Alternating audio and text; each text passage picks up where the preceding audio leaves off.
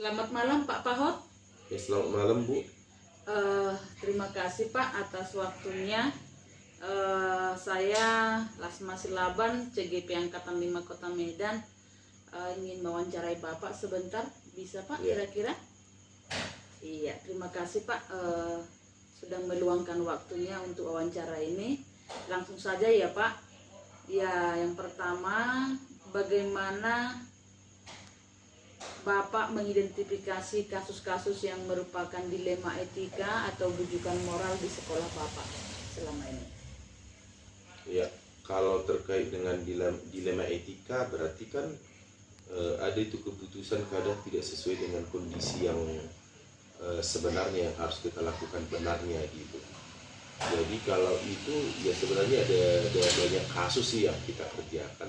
Contoh ada misalnya guru yang harusnya mengajar itu harus tepat waktu, tapi kadang kita dengan kondisi alasan yang bisa masuk akal, ya saya pikir itu kan dilema etika ya. Artinya memang kalau dari segi disiplin kita harus ya tepat waktu kalau misalnya datang gitu dengan kondisi apapun. Tapi kita kadang dengan pertimbangan yang ada, misalnya anaknya sedang sakit atau dia ada sedang pesta dengan keluarga inti, ya saya pikir juga kita di situnya yang kadang pertimbangan seperti itu yang harus kita buat ya.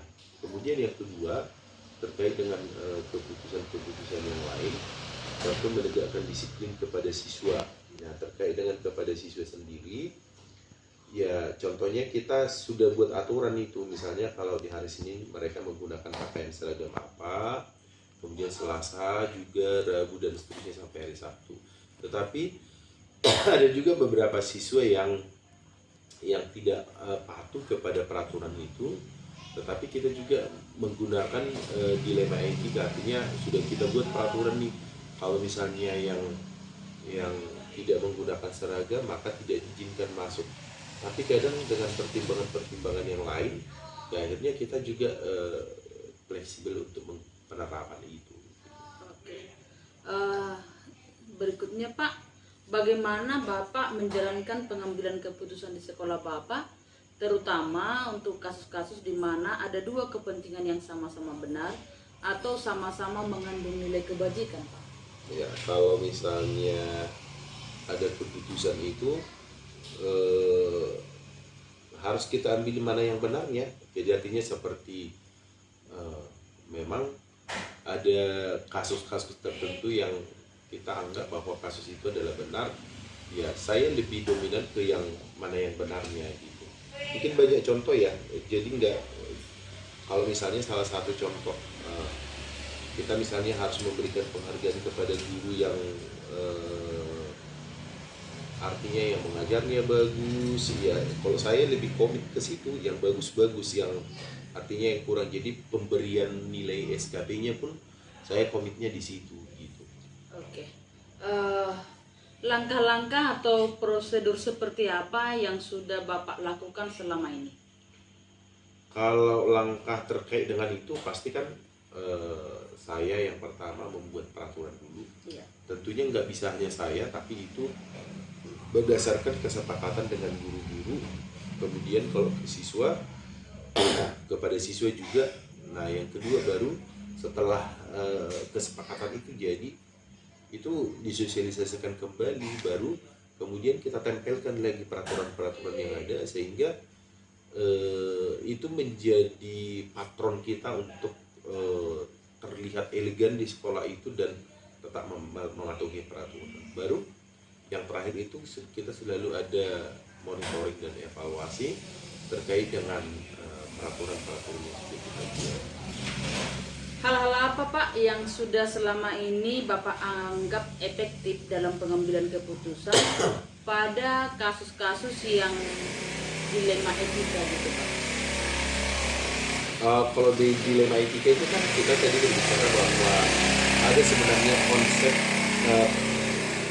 kadang yang nggak benar dibenarkan gitu. Kalau saya sih terkait dengan yang impalen ya, jadi selama ini saya melakukan, artinya kalau ada kasus itu yang betul-betul tidak bisa dihindari, maka juga saya menganjurkan ke mereka untuk mencari apa solusi yang harus mereka ambil. Jadi contohnya melihat siapa yang kosong jam itu wajib menggantikan kelasnya, dan kalau tidak ada maka dia akan mensosialisasikan dengan yang lain, dan itu wajib dibuat di grup. Itu salah satu mungkin yang saya lakukan, walaupun sebenarnya cara itu nggak sepenuhnya bagus kalau dari segi dilematika.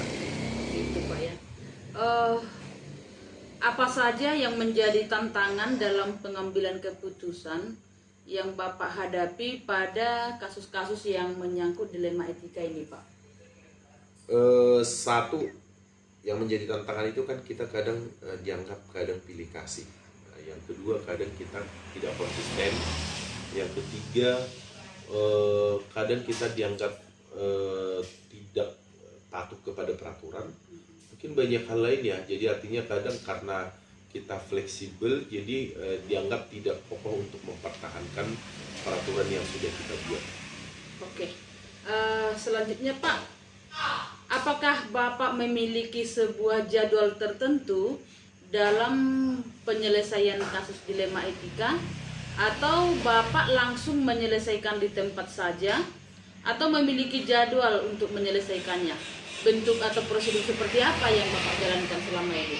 Oke, biasanya yang pertama saya selesaikan itu di tempat rapat, nggak di tempat itu. Artinya memang kasus-kasus yang kasus seperti itu biasanya saya catat, dan kita kan ada rapat sekali sebulan ya, terkait dengan bagaimana misalnya menceritakan proses pembelajaran di setiap kelas, apa misalnya masukan-masukan itu kita buat setiap bulan. Jadi di situ kita bukakan terkait dengan dilema etika yang terjadi, misalnya seperti apa sih yang ada di sekolah kita. Oh, gitu ya Pak ya. Adakah seseorang atau yang faktor-faktor yang mempermudah atau membantu Bapak dalam pengambilan keputusan ketika Bapak berhadapan dengan kasus-kasus dilema etika? Ya tentunya ada. Yang pertama itu adalah peraturan yang ada. Yang kedua adalah subjeknya, artinya orang-orang yang kita anggap kompeten. Artinya itu sering kita tanya bagaimana mengambil jalan keluar yang pas sehingga juga kita tidak disalahkan, atau sehingga semua merasa tidak tersudutkan, dan peraturan yang ada juga kita lakukan dengan baik. Oke. Gitu. Yang terakhir Pak, dari semua hal yang Bapak sampaikan tadi, pembelajaran apa yang Bapak petik dari pengalaman Bapak dalam mengambil keputusan dilema etika, Pak? Kalau terkait dengan dilema etika, pembelajarannya artinya memang hidup ini harus sepertinya harus taat peraturan, tetapi harus juga fleksibel. Jadi saya menganggap bahwa kita nggak boleh hidup terlalu kaku dalam peraturan. Kita juga harus mempertimbangkan nilai-nilai kebajikan yang dibalik itu, sehingga juga yang lain juga tidak merasa bahwa dia terasingkan ketika misalnya dalam kasus anaknya sakit tidak diizinkan. Ya saya pikir lebih penting nilai kebajikan yang kita lakukan. Itu mungkin. Terima kasih. Terima kasih Pak Pahot atas waktunya Pak. Sekali lagi semoga semakin sukses Pak memimpin sekolahnya. Terima kasih juga, saya sudah banyak belajar dari Bapak terkait dengan pengalaman yang sudah Bapak bagikan tadi dalam penyelesaian kasus-kasus yang berkaitan dengan dilema etika. Sekali lagi terima kasih Pak. Oke, terima kasih. Iya.